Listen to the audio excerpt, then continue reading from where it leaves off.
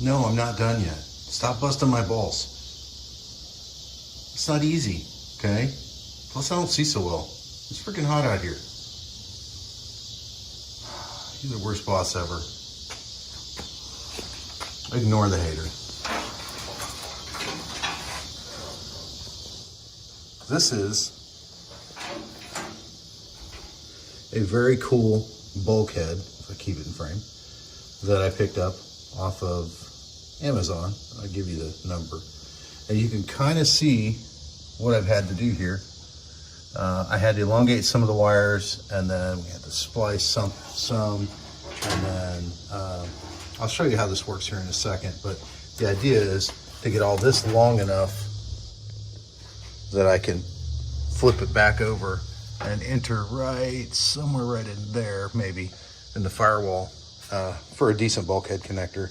I'm not going to pull the original wiring into it just yet, but I am leaving some spares that'll be loomed in that are already pre-done, just in case we make some last-minute additions that we can't foresee right now. But that little divot there will probably be the center of that hole. It's about 1 3/4 inch hole, and I'm not messing with the factory wiring, well, because it's brittle. I don't want to put it in the loom, to be blunt. And I don't think it's going to look that bad. I think we'll probably do okay with it being out there like it is. So follow along while I walk you through what building this thing looks like.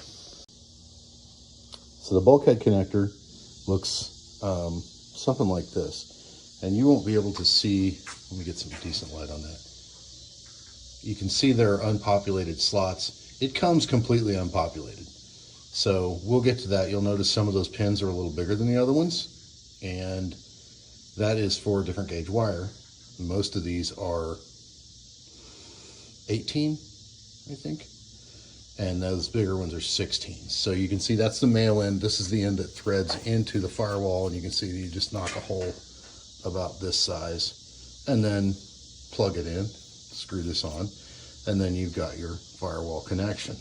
The other side of this is the female side, and you can see what that looks like, unpopulated and populated, and it goes the same way. I'll show you the difference in the pins, and they're fairly straightforward. I don't think this is that hard, and I wish I would have started doing this a long time ago, because it's really not so bad. It is rather intimidating. You can see that I've done a lot of wire identification, and I pinned these one at a time, and I recommend doing just that each side, unless you're super good and you can see, you can kind of see, you see numbers. That's great. And I'm zoomed in, and my old eyes can't see them that well. So you can kind of see the number of receptacles. Supposedly, the rubber on the back of the male has some type of numbering on it, but man, I gave that up about 5 seconds into trying to read them. So what I did was these pins, you can see that top lug there is wider than the others. The top one's about noon, and then the others are about 4 and 8. And there's only one way to orient this thing when you put it on, so you can't mix them up. So it's really kind of goof proof after you get it right the first time, which you must. So I'll show you the pins now. This pretty much shows it all. You'll need some basic tools that aren't that expensive that I'll go through, and some Deutz, I don't know what those how to pronounce that connector, but DEUTSZCH, I don't know, don't care. You'll figure it out. These pins are specific to wire size, so know that going in, but they look, I got a few out of the case. If you can see, there's a female. So you can see that's a female. And that's the crimp side, the short side. And you can see that's the male pin for obvious reasons. So there's not a lot of surface, like, see that shoulder right there? That's pretty much the depth you'll insert your wire, and then you crimp it with a special set of crimpers like these. You can spend a lot of money on these crimpers. I didn't. These are about 25, 30 bucks off of Amazon. And if you're going to do this professionally, I wouldn't buy these. I'd buy the good ones. But you can see down the right side of the tool, there's a depth gauge for crimping. I went ahead and went full kill on mine just to make sure, because I'm paranoid like that. And you can see that there's kind of a little knob on the back of that. That's to set the depth of your pins, although if your pins are small enough, it won't work, so just be warned. You'll notice that 14, 16, and 18 gauge closed barrel terminals are specified on it. And bigger or smaller, you need a different tool. So there you go, you've been warned. These are ratcheting, so you can't under crimp them. You full on hoss them down and they'll let go. If you get less than a full hoss on it, it won't let go. So they're fairly goof proof. The other things I'll show you are, these are, you can kind of see that. These are pin setters or removers, I'm not sure which. I've used them both ways.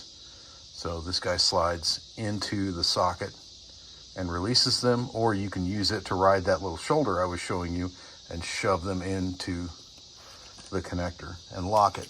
So they are specific to wire size, as you can see. And they're supposed to, I don't know, they're supposed to be specific to wire size, I don't know. This guy here is just a remover. It's got a special hook on one end and a screwdriver on the other.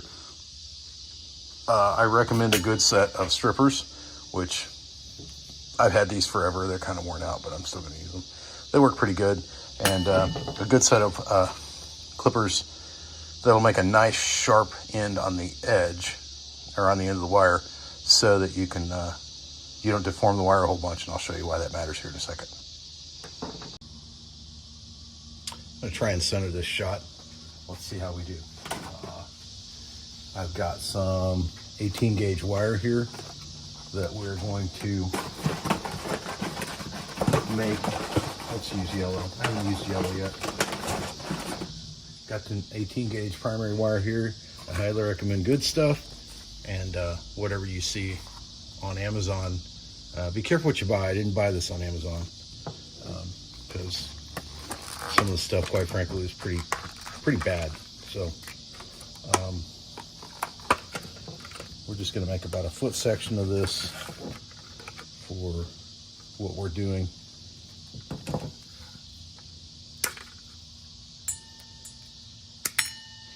So we'll strip a real small, real short piece off the end here. And you can see that it doesn't take anything at all. Really small piece. We'll take the, now the better crimpers probably allow you to load the crimper first. I haven't had that experience with mine, but I'm still not mad. So you see you shove it on there, and a real good, I hope it focuses, hold on. A real good setup there would be right next to the wire sheathing. And you take your crimpers, you load them to where they're flush with that edge. And there you go. That guy won't come off. And that's the male. So this is, I'm gonna loop this and then cut it here in a second. So don't do this. Don't try this at home. So the female side works the same way. You can see we've got a male and a female. You just thread it right on there. And then get a little Haas. And there you go. And inside the coupler, or inside the plastic housing, they just insert and do that. All right, so back at it. Here we are with the female side and the male side. And how we're gonna do this is, you'll see the back side's open. We're just gonna pick a spot that's got an open spot in it, which I'm gonna try and go around the edge here. Let's use that one right there. Or we'll come down one just because I wanna save the spots. You work from the inside out on these things. It makes it a lot easier for you not to box yourself in. So you notice I'm kind of inserting it and twisting it at the same time. You just shove it in that hole, keep twisting. Everybody's a critic. Oop. And you see the wire will buckle a little bit. you can get this in a couple different ways. So one, you can take this guy right here and shove him in.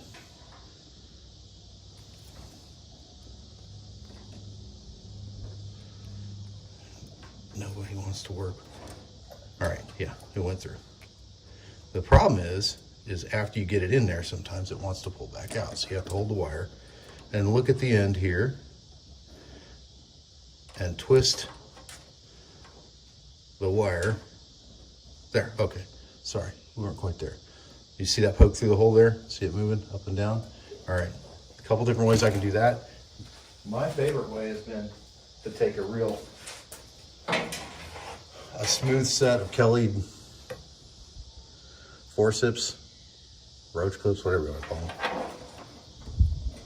and just reach in there and grab that pin and gently coax it through. And that way you don't, and you hear that click, and that way you don't mangle the tip, and there's no serrated edges on this guy. It's just smooth. I don't know if you can see that or not, but it's just smooth. So that'll pull him through. Now, what I've been doing to keep these guys oriented, because I'm a goober and I will mix them up, is to full on just kind of put it together so that I don't get it disoriented. And then I look at the back and see, well, it's close to purples, close to the outside. It's got an open next to it. And I find that on the other side. So there's some purples close to the outside, and it's not on the outside though. We're gonna put it right there. So now you do the same thing on this side, and that one just went right in. And of course I was off frame, but that one just went right in. You give them a quick tug and make sure it's good, and then that's what you got. I'm gonna clip this to where it'll look like the rest of these and just leave it for now so that we don't have any last minute regrets about not filling all those up. All right, so we'll do one in real time here just to show you what it takes. It really isn't that hard, and it doesn't take that long. So a good set of wire cutters doesn't distort the wire too much. It makes it easier to feed into these guys. And same goes for the strippers. It's a lot better if it doesn't mangle and push your wire around when you strip the sheathing off of it.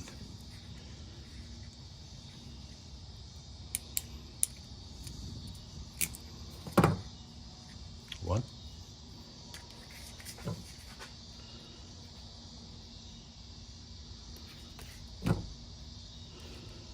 Again, my biggest adjustment is how little wire it takes to strip. I'm used to stripping a bunch for butt connectors or soldering, and it just doesn't take hardly any strip at all for these. Okay, and there you go. So just in case we didn't do it well the first time, let's try this again. Here is how I typically do this. I'll put the connectors together so that I don't disorient. It's easy to get disoriented. So my recommendation is assemble this and put these in as it's assembled. You can see the backs. I've been using the wire colors for reference. I don't use the numbers because I can't freaking read them because they're so small. So I've got a green fat one and a yellow fat one there, and I'm just going to plug this kind of above them and rotate it a little bit as you're shoving it in. And sometimes they'll go straight in. And you can hear them click just like that. Wow, that's cool. Sometimes they fight you. I'll show you what to do with that too. Now we're going to go to the other side, find the yellow and the green right there. You shove it in right between them and go through the same process. Verify you're in the right spot. Go through the same process and just kind of twist and push gently, and it should pop right in.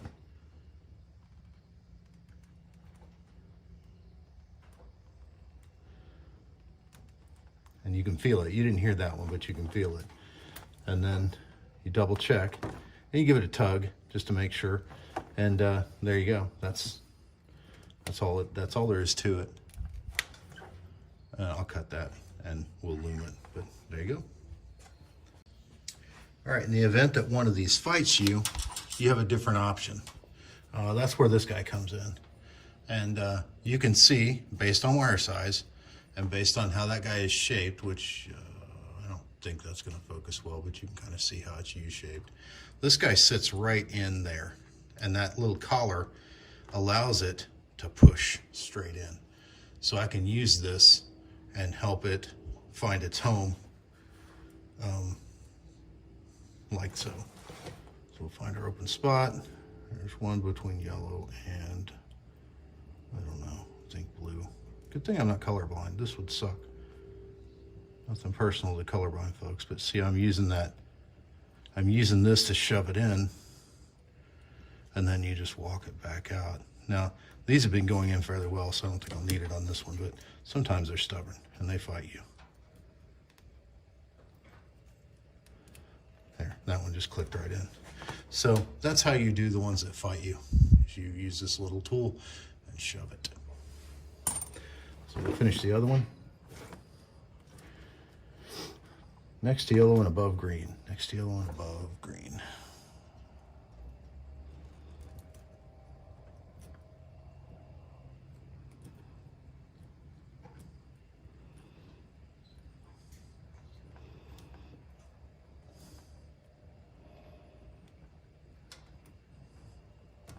There, clicks right in.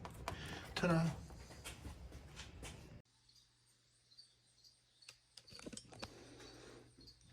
So now I think we're there. We've got all the main connections complete. I'm leaving all this tape in place for now until I make sure everything's right.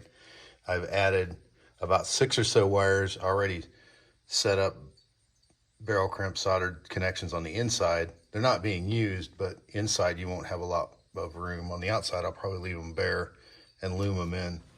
But this way, when we realize what we forgot, I can just crimp onto them under the dash without too much effort and hopefully save ourselves a little bit of pain in the ass.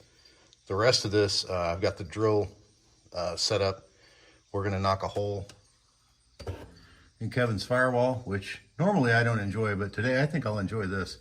And then we're going to land this thing where it goes and hopefully plug it all in and start it. I'm going to hold my breath on that because I'm terrified that I've crossed a wire somewhere. So this is what we had to do to make it move. The factory diagnostics for this particular one we've left in the loom, and that's going to be under the dash somewhere.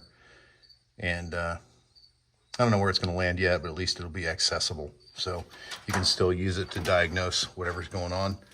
And hopefully it's going to fire right up and purr like a kitten, but we'll see. So now we knock some holes, or a hole, hopefully just one, and we put it through. Hopefully I can do this without knocking the camera around too much, but this is where I'm going for it. That little dimple there, it seems like it was made for it. So turn the drill down on low and get a pilot started and knock it through.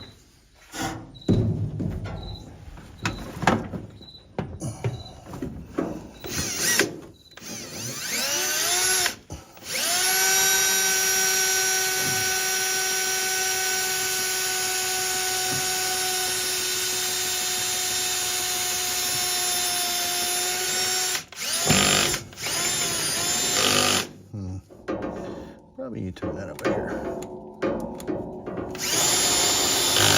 Yeah, we'll turn that up a hair. There we go. Full on drill now. All right.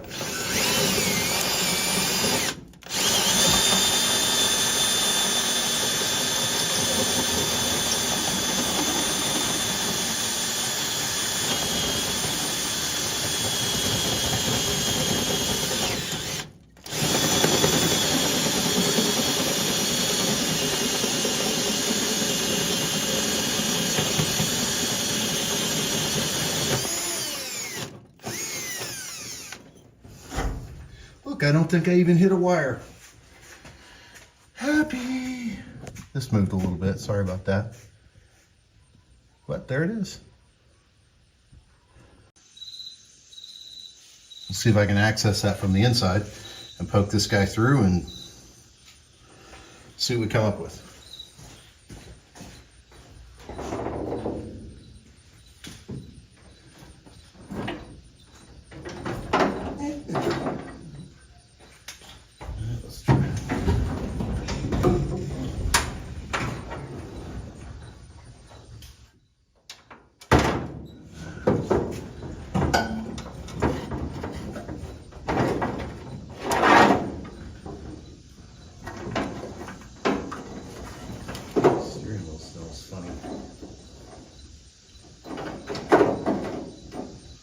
plastic always smell like soured ass. Okay. In here. Ooh. Hopefully it's not too oversized.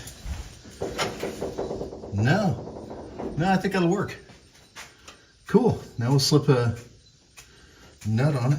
Let's see if I can get a nut on it without knocking it back through the hole. Yeah, that will seal nicely.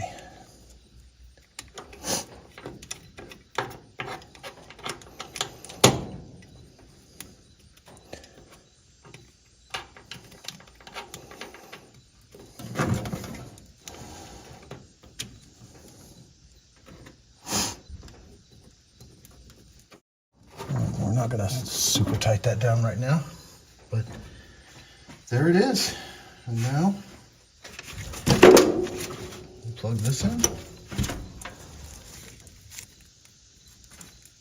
I can orient it. Where's the flat? No, there. No.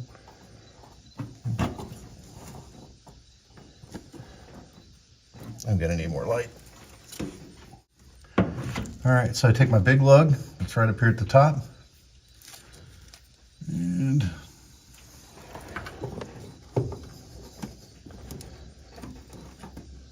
yeah, I'm gonna have to tighten that down, keep it from moving, but there it is. So after that's loomed up, that'll probably look okay, I think.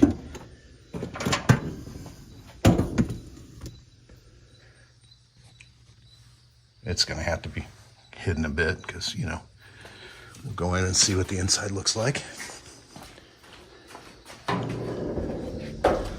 So there's the hole. Well, that's not gonna work. You kind of see it there. There's the hole that came through. And then the harness itself runs right up there, sitting on the floor right now. So now we plug it in. Moment of truth, we are going to plug it in and try not to let any of the sacred smoke out. I'm going to record this, although it's against my better judgment. But at least you'll be entertained by the fire that ensues. So, let's do it.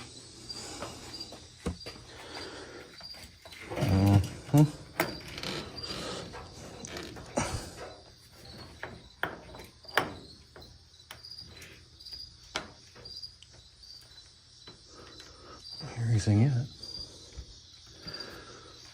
Watch for smoke. Touch wires. Nothing hot. All right.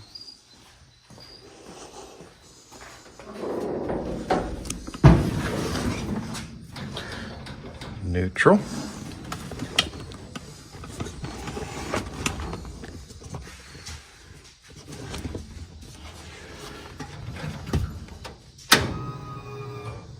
That's encouraging.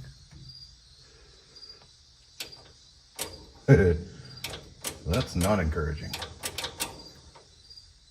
Okay, well, we got our first thing defined. No key on start.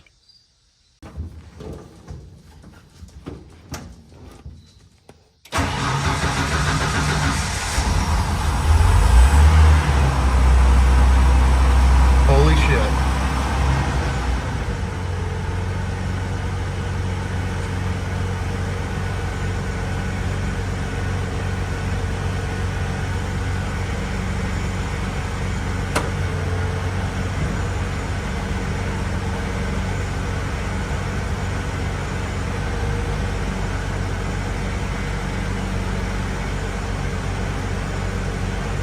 Holy shit. All right, let's walk around. Keep our eyes open.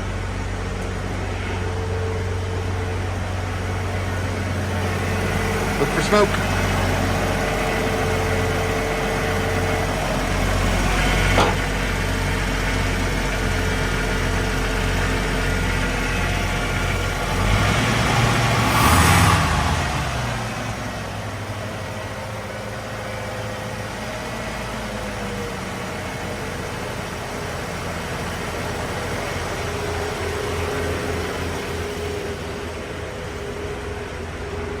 Well, I'm not going to call it done yet.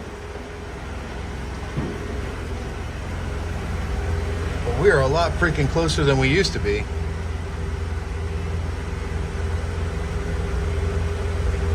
Good voltage, good oil, and no issues. Sweet!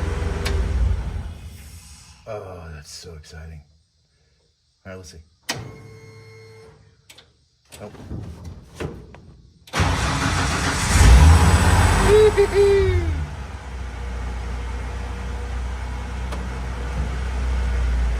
Sweet! All right, now maybe we can start putting some things back together.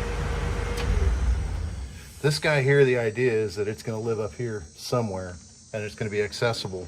Take the ECU out through this hole and mount it somewhere up there. So that's my next baby step, but